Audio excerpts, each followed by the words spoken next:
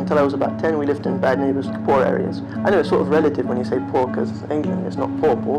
We lived in one room, the whole family. Anyway, they split up. My mum had no money, she didn't have a job or anything. So we lived in a shared house. It was full of nutcases actually. I had one heroin addict. I remember he stole my Jungle Book cassette. And I started going to secondary school. Almost immediately, and that's a sort of bad point in my life, I started to smoke a lot of weed actually. I used to smoke every few days, but a lot. I sort of started to change with my friends, etc. I used to get in fights a lot. The whole sort of gang thing. More than once my dad would give me a bottle of whiskey. MDMA, I used it twice. I was diagnosed with OCD, obsessive compulsive disorder. They said it was severe OCD actually. You feel like a strong sense of anxiety. Literally, it completely ruined my life. I feel like I came back to my real character when I found Islam. I sort of came back to reality. So I was drawn to Islam. I don't remember what was the first thing that made me want to learn about it, but I was very interested in philosophy.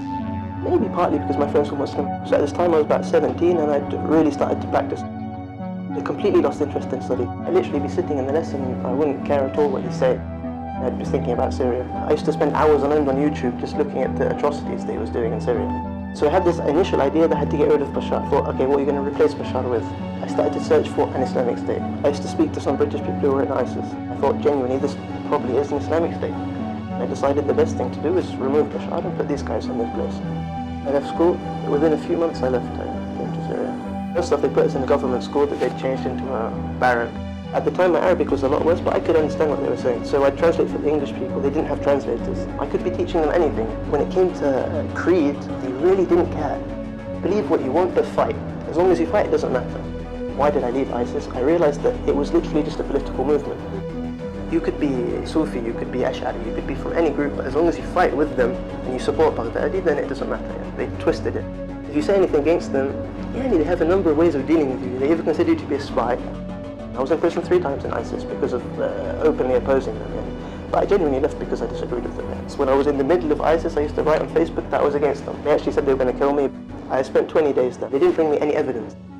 I went after that to a prison that was bad in Raqqa. There was about 20 of us. And you can't sleep, you can't even sit down, you're just sitting up. There was almost no food. The third time I was in prison, I got put in prison in Halab. I was put in solitary confinement for 4 days. When you're in prison, you can't really say I'm against you. They'll kill you. About 20 days, then I escaped from prison. We met Tarafah. And then they never caught me again after that. I found actually inside of the state, the sort of people that think that literally anything they do is perfect. It's religion. Anything that Baghdadi says is the truth. So I used to consider them not to be Muslims at all. This is not an Islamic state. I don't think anyone should join them. It's the last thing they should do. I think fighting them is better than joining them.